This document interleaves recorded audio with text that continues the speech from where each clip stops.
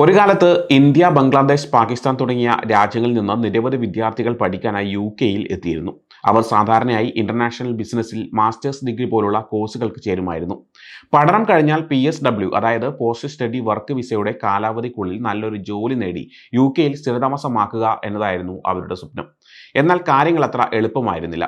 PSW വിസയുടെ കാലാവധി കഴിയാറാകുമ്പോൾ visa sponsor ചെയ്യാൻ ആളുള്ള ഒരു ജോലി കണ്ടെത്താൻ പല വിദ്യാർത്ഥികളും നന്നായി ബുദ്ധിമുട്ടി. നിയമങ്ങൾ കൂടുതൽ കർശനമായി മാറി. മുമ്പ് ഒരു സ്പോൺസേർഡ് ജോലിക്ക് 18,000 പൗണ്ട്, പിന്നീട് 24,000 പൗണ്ട് എന്നിങ്ങനെ ശമ്പളം വേണ്ടിയിരുന്നു. എന്നാൽ ഇപ്പോൾ അത് 38,000 പൗണ്ടായി ഉയർന്നു. ഇത് 40,000 പൗണ്ട് വരെ ആകാൻ സാധ്യതയുണ്ട്. ഈ ഉയർന്ന ശമ്പളത്തിന്റെ കാരണം കൊണ്ട് പല കഴിവുള്ള ആളുകൾക്കും ഫിനാൻസ്, IT പോലുള്ള മേഖലകളിൽ ജോലി കിട്ടാതെയായി. ചില കമ്പനികൾക്ക് നിയമപരമായി ഈ ഉയർന്ന ശമ്പളം കൊടുക്കാൻ കഴിയാത്തതുകൊണ്ട് അവരെ നിയമിക്കാൻ കഴിഞ്ഞില്ല.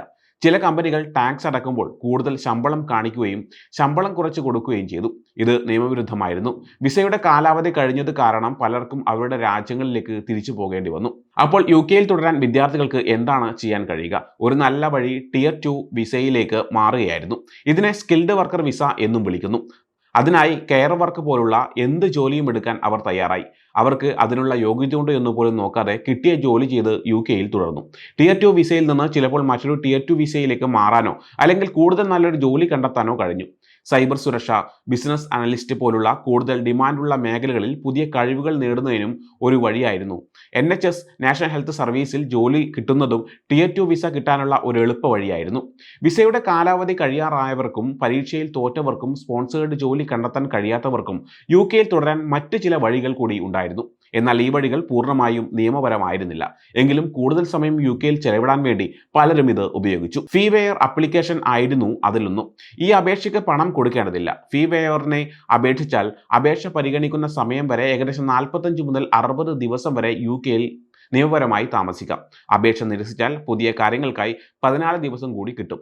FLRനെ ശ്രമിക്കുന്നതിന് മുമ്പ് സമയം കിട്ടാൻ വേണ്ടിയാണ് പലരും ഇത് ആദ്യം ഉപയോഗിച്ചിരുന്നത്. ചില ആളുകൾക്ക് ഫീ വേവർ വഴി 1 വർഷം വരെ വിസ നീട്ടിക്കിട്ടിയ സംഭവങ്ങളുമുണ്ട്. FLR അതായത് ഫർദർ ലീവ് ടു റിമെയിൻ ആയിരുന്നു അടുത്ത വഴി. ഈ വിസ സാധാരണയായി ബ്രിട്ടീഷ് പൗരന്മാർക്കും സ്ഥിരതാമസ വിസയുള്ളവർക്കും യൂറോപ്യൻ യൂണിയനിൽ നിന്നുള്ള ആളുകൾക്കും അവരുടെ പങ്കാളികൾക്കും വേണ്ടിയുള്ളതാണ്. എന്നാൽ ചില വിദ്യാർത്ഥികൾ ഇതിന് അപേക്ഷിക്കാൻ ശ്രമിച്ചു. ഇതിന് പണം കൊടുക്കണം. പക്ഷേ അപേക്ഷ നിരസിച്ചാൽ അഭിഭാഷകൻ നല്ല ആളാണെങ്കിൽ പണം അപേക്ഷകന്റെ അക്കൗണ്ടിലേക്ക് തിരികെ കിട്ടും. EU സെറ്റിൽമെന്റ് സ്കീം അടുത്ത വഴിയായിരുന്നു. ഇത് യൂറോപ്യൻ യൂണിയനിൽ നിന്നുള്ള ആളുകൾക്ക് യു.കെയിൽ താമസിക്കാൻ വേണ്ടിയുള്ളതാണ്. ഇന്ത്യയിൽ നിന്നുള്ള ആളുകൾക്ക് ഈ സ്കീമിന് അർഹതയില്ല. പക്ഷേ ചില ആളുകൾക്ക് ഇതിന് അർഹതയില്ലെന്ന് അറിഞ്ഞിട്ടും അപേക്ഷിച്ചു. സാധാരണയായി ഈ അപേക്ഷ നിരസിക്കാൻ ഏകദേശം 6 മാസം എടുക്കും.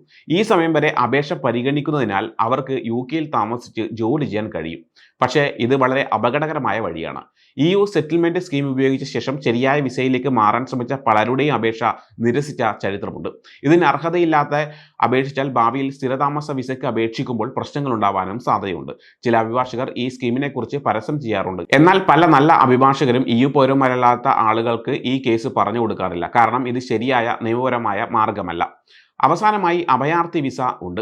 ഇത് പ്രധാനമായും ബംഗ്ലാദേശ്, പാകിസ്ഥാൻ എന്നിവിടങ്ങളിൽ നിന്നുള്ള ആളുകളാണ് ഉപയോഗിക്കുന്നത്. ഇന്ത്യക്കാർക്ക് ഇത് കിട്ടാൻ വളരെ ബുദ്ധിമുട്ടാണ്. യു.കെ നിയമവിരുദ്ധമായി എത്തുന്ന ആളുകൾക്ക് സ്ഥിരതാമസമാക്കുന്നത് പുതിയ നിയമങ്ങൾ കാരണം കൂടുതൽ ബുദ്ധിമുട്ടായിരിക്കുകയാണ്.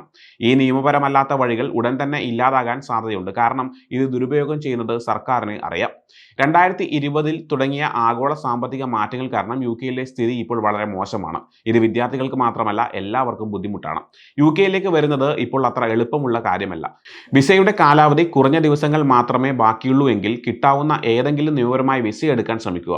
അല്ലെങ്കിൽ ഒരു വഴിയുമില്ലെങ്കിൽ നാട്ടിലേക്ക് മടങ്ങാൻ തയ്യാറാകുക.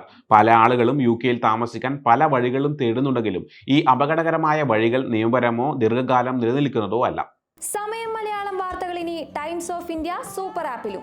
ഇതിനായി പ്ലേ സ്റ്റോറിൽ നിന്നോ ആപ്പ് സ്റ്റോറിൽ നിന്നോ times of India app install ചെയ്യൂ. മലയാളം ഭാഷ തിരഞ്ഞെടുക്കൂ.